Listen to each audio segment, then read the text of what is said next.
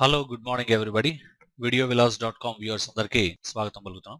ఈ pre flight settings అనేవి చాలా ముఖ్యంగా మనకు ఉపయోగపడుతుంటాయి. ఏదైనా డాక్యుమెంట్ చేసిన తర్వాత దాన్ని మనం ప్రింటర్కి పంపించే ముందు ఆ ఫాంట్స్ అన్ని కరెక్ట్గా ఉన్నాయా లేదా మనం వాడినటువంటి గ్రాఫిక్స్ కరెక్ట్గా ఉన్నాయా లేదా ఇవన్నీ చెక్ చేసుకోవడానికి ప్రీ ఫ్లైట్ చెకింగ్ అనేటువంటి చాలా యూజ్ అవుతుంది. దీని ఇంతకుముందు నేను చెప్పినట్టుగా విండో మెనూలోకి వచ్చినట్టయితే మనకి అవుట్పుట్ అనేటువంటి ఆప్షన్లో మనకి ప్రీ ఫ్లైట్ ఉంటుంది. దానికి షార్ట్ కట్ కూడా ఉంది, దాన్ని యూజ్ చేయొచ్చు. అయితే ఈ ప్రీ ఫ్లైట్ అనేది మీరు మొత్తం టోటల్ డిజైన్ అంతా కంప్లీట్ అయిన తర్వాత ప్రింటింగ్కి వెళ్లే ముందు చూసుకోవాల్సినటువంటి ఆప్షన్. దీంతో పెద్ద మీకు బిగినింగ్ స్టేజ్లో పెద్ద అవసరమే ఉండదు. సహజంగా అది మనకి కలర్ కూడా గ్రీనే చూపిస్తుంటుంది, ఎందుకంటే అసలు దెర్ ఈస్ నథింగ్, అసలు ఏం లేదు కాబట్టి. అయితే ప్రస్తుతానికి ఒక చిన్న ఎగ్జాంపుల్ ఏం చేద్దామంటే, మనం ఫైల్ మెనూలోకి వెళ్తున్నాం, ప్లేస్ అంటాను. ప్లేస్ అన్న తర్వాత మనకి నచ్చినటువంటి ఏదైనా సరే ఒక ఫోటోగ్రాఫ్ని సెలెక్ట్ చేసుకుందాం. అదైతే ఏ ఫోల్డర్ నుంచి తీస్తున్నాం ఒకసారి జాగ్రత్తగా మనం చూసినట్టయితే, నేను ప్రస్తుతం డి డ్రైవ్లో తేజు తేజు అనే దాంట్లో ఒక ఫ్లవర్ ఇమేజ్ని తీసుకుంటాను. నేను ఓపెన్ వచ్చేస్తుంది, ఆ ఫ్లవర్ ఇమేజ్ మనకు వచ్చింది. అయితే ఇప్పుడు నేను చేయబోతున్నా ఏంటంటే, జనరల్గా కింద కొంచెం డమ్మీ టెక్స్ట్ ఏదో టైప్ చేయాలనుకుంటున్నాను. జస్ట్ క్రియేట్ చేసి ఇక్కడ మనకు ఉన్నటువంటి అద్భుతమైన ఫెసిలిటీ డమ్మీ టెక్స్ట్ మనకి అండర్ టైప్ మెనూ వచ్చినట్టయితే మనకి fill with place holder text అని ఒక ఆప్షన్ ఉంటుంది. దాంతో మనకి డమ్మీ టెక్స్ట్ అనేది ఫిల్ అవుతుంది, అంటే టైప్ చేయాల్సిన అవసరం లేకుండా.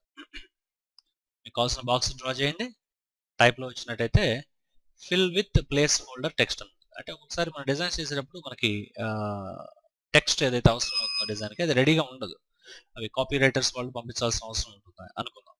వాళ్ళు ఇంకా మనకి పంపించలేదు, అప్పటి వరకు మనం ఖాళీగా ఉండాల్సిన అవసరం లేదు. డిజైన్ చేయడం కోసం మనకి డమ్మీ టెక్స్ట్ సరిపోతుంది, ఎందుకంటే ఆ ప్లేస్లో టెక్స్ట్ ఉన్నట్టుగా ఇండికేట్ చేయగలిగితే సరిపోతుంది.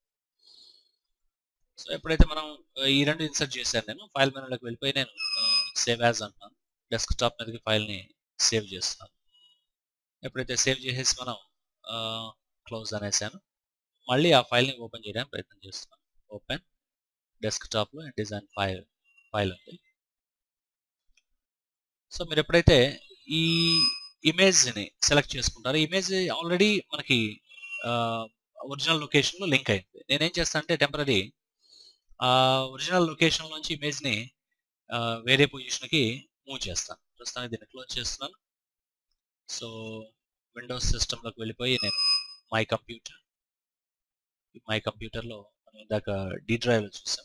డి డ్రైవ్ పెన్ డ్రైవ్ అని ఉంది, దాంట్లో తేజులోకి వెళ్తున్నాను.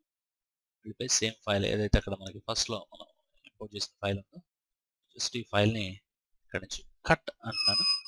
కట్ అనేసి ఎక్కువ దూరం కూడా రావట్లేదు, అదే లొకేషన్లో వేరే చోట పేస్ట్ చేశాను. That's it. ఇప్పుడు నెక్స్ట్ టైం మనం ఎప్పుడైతే ఫైల్ని ఓపెన్ చేయడానికి ప్రయత్నం చేస్తాము, జాగ్రత్తగా గమనించండి. Message this document contains a link to a source that is missing. You can find or relink the missing link using the links panel అని మెసేజ్ వచ్చేసి, ఎప్పుడైతే ఓకే అంటారో మీకు ఆటోమేటిక్గా జాగ్రత్తగా గమనించండి క్వశ్చన్ మార్క్ కూడా ఇక్కడ వచ్చేసి, అంటే మీరు ఇక్కడ చూసినటువంటిది ఓన్లీ వర్చువల్ కాపీ అన్నట్టు. ఎర్రర్ క్రియేట్ అయిపోయింది, ఇక్కడ వచ్చేసిన ఆటోమేటిక్గా ఎర్రర్ లింక్ మిస్సింగ్ లింక్ అని వచ్చేసి. ఒకసారి దాన్ని మీరు క్లిక్ చేసుకున్నట్టయితే ఎక్కడ ఉంది ఏంటి అనేది, అంటే ఏ పేజ్లో ఉంది అనేటువంటిది నెంబర్ ఇక్కడ వస్తుంటుంది ఈ విధంగా. సో అసలు ఈ ఆప్షన్ ఎందుకు ఇచ్చారు అనేటువంటి డౌట్ కనుక వచ్చినట్టయితే చాలా సింపుల్ అండి. ఎందుకంటే మనం బుక్ డిజైన్ చేసేటప్పుడు ఇమేజెస్ మొత్తం ఏం చేస్తామంటే లో రెజల్యూషన్ ఇమేజెస్ని మనం యూజ్ చేసుకోవడం జరుగుతుంటుంది. ఎందుకంటే ఒక 100 పేజీల డాక్యుమెంట్లో మీకు 100 ఇమేజ్లు ఉన్నాయనుకోండి, అన్ని కూడా హై రెజల్యూషన్ ఇమేజెస్ పెడితే మీకు ఆ ఫైల్ ఓపెన్ అవ్వడం కొంచెం ఇబ్బందికరంగా ఉంటుంది. ఎందుకంటే అందరు కూడా 16 GB ర్యామ్ ఇన్స్టాల్ చేసుకుని కంప్యూటర్తో వర్క్ చేసే పరిస్థితి ఉండదు. మినిమం మెమరీ పెట్టేసుకొని, అంటే వర్కింగ్ అవసరమైన మెమరీ పెట్టుకొని వర్క్ చేస్తుంటారు. అలాగే ఎస్పెషల్లీ ప్రొడక్షన్ హౌస్లో ఏంటంటే ఎంత మనకి వర్క్ కంప్లీట్ అవ్వాలి, at the same time production cost ఎంత తగ్గితే అంత మంచిది కాబట్టి వాళ్ళు మినిమం రిసోర్సెస్ లేదంటే మోడరేట్గా ఉండే రిసోర్సెస్ మీద మాత్రమే వర్క్ చేస్తుంటారు. అటువంటి సిచ్యువేషన్స్లో మనం ఏం చేస్తుంటామంటే ఒక్కొక్కసారి లో రెజల్యూషన్ ఇమేజెస్ పెట్టి వర్క్ చేసి తర్వాత ఫైనల్గా మనం అవుట్పుట్కి వెళ్ళేటప్పుడు హై రెజల్యూషన్తో రీప్లేస్ చేయడం అనేది జరుగుతుంది. లేదా డాక్యుమెంట్ నేను ప్రస్తుతం ఈ కంప్యూటర్లో డిజైన్ చేశాను, దీన్ని నేను వేరే సిస్టమ్కి కాపీ చేశాను. ఆ కాపీ చేసేటప్పుడు ఏవేవైతే నేను ఇమేజెస్ని యూజ్ చేశానో వాటన్నిటిని ఆ డాక్యుమెంట్తో కాపీ చేయడం మర్చిపోయాను. అప్పుడు ఏమవుతుంటే ఆటోమేటిక్గా అది ఎర్రర్ వస్తుంది. ఎందుకంటే ఆ ఇమేజెస్ మొత్తం మీ కంప్యూటర్లో ఉన్నాయి, ఫైల్ ఏమో వేరే చోటుకి వెళ్ళింది. ఆ ఫైల్ వెళ్ళేటప్పుడు మీరు ఇమేజెస్ కూడా కాపీ చేయాల్సి ఉంటుంది.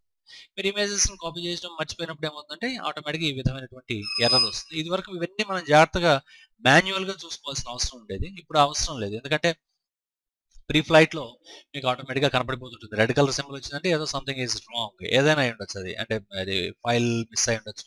ఇంకొకటి తమాషా మీకు చూపించాలని ఏమనుకుంటున్నానంటే ఇక్కడ నేను టెక్స్ట్ బాక్స్ కొంచెం సైజ్ తగ్గించేసాను. ఇప్పుడు చూడండి ఆటోమేటిక్గా 2 ఎర్రర్స్ అని వచ్చింది. మనకు తెలిసి మన ఒక ఫైల్ మాత్రమే మిస్ అయింది ఇంతకుముందు. ఇప్పుడు రెండో ఎర్రర్ ఏంది, ఆ టెక్స్ట్ బాక్స్లో టెక్స్ట్ ఫిట్ అవ్వట్లేదు. అది ఎలా తెలుస్తుంటే ఒకసారి టెక్స్ట్లోకి వచ్చి చూడండి, ఓవర్ సెట్ టెక్స్ట్ అని మెసేజ్ వచ్చేసింది. అంటే మీ టెక్స్ట్ ఆ బాక్స్లో ఫిట్ అవ్వట్లేదు అని. అది తీసేయాలంటే సింపుల్ లాజిక్. ఎప్పుడైతే మళ్ళీ దీన్ని మీరు ఫుల్ ఫ్లెడ్జ్డ్గా ఇట్లా లాగేస్తాం, ఆ ఎర్రర్ ఆటోమేటిక్గా డిసపియర్ అయిపోతుంది. సో ఈ విధంగా మనకి ప్రీ ఫ్లైట్ అనేటువంటిది చాలా చాలా చాలా వెరీ వెరీ ఇంపార్టెంట్, యూజ్ అయ్యేటువంటి ఒక అద్భుతమైన ఆప్షన్. నేను ప్రస్తుతానికి మళ్ళీ ఏం చేస్తున్నా అంటే I'm going back to my కంప్యూటర్లోకి వెళ్ళిపోయి డి డ్రైవ్లో పెన్ డ్రైవ్ డేటాలో మళ్ళీ ఈ ఫైల్ని ఏం చేస్తా అంటే యాజ్ ఇట్ ఈజ్ డిస్టర్బ్ చేయకుండా మళ్ళీ అదే లొకేషన్లో దాన్ని పేస్ట్ చేసేద్దాం. అయిపోయింది, క్లోజ్ చేసేద్దాం. ఈ ఫైల్ని కూడా ఒకసారి క్లోజ్ చేసేసి before closing do you want to save it, yes or no. నేను ప్రస్తుతానికి ఏం సేవ్ చేయదలుచుకోవట్లేదు, ఒరిజినల్ ఎలా ఉందో అలాగే చేస్తున్నాను. That's it. ఇప్పుడు నాకు ఏ ప్రాబ్లం లేదు, ఎందుకంటే ఇంతకుముందు ఫైల్ అక్కడే ఉంది. సో నేను ఏమి సేవ్ చేయకుండా దాన్ని యాజ్ ఇట్ ఈస్ మళ్ళీ ఓపెన్ చేశాను కాబట్టి వితౌట్ ఎనీ ట్రబుల్ హ్యాపీగా మళ్ళీ నాకు కావాల్సినటువంటి అవుట్పుట్ చూశాను. సో ముఖ్యంగా మీరు ఇక్కడ గుర్తుపెట్టుకోవాల్సింది ఏంటంటే విండో మెనూలో మనం అవుట్పుట్లో ప్రీ ఫ్లైట్, ఇది చాలా చాలా ఇంపార్టెంట్. ఎవరైనా డిజైన్ నేర్చుకునే వాళ్ళు, మీరు ఏదైనా ఇంటర్వ్యూకి వెళ్ళాలనుకున్నా సరే ప్రీ ఫ్లైట్ గురించి కంపల్సరీ అడుగుతారు మిమ్మల్ని ఇంటర్వ్యూస్లో. సో దీని గురించి ఒక అవగాహనతో వెళ్ళడం అనేది మంచి పద్ధతి.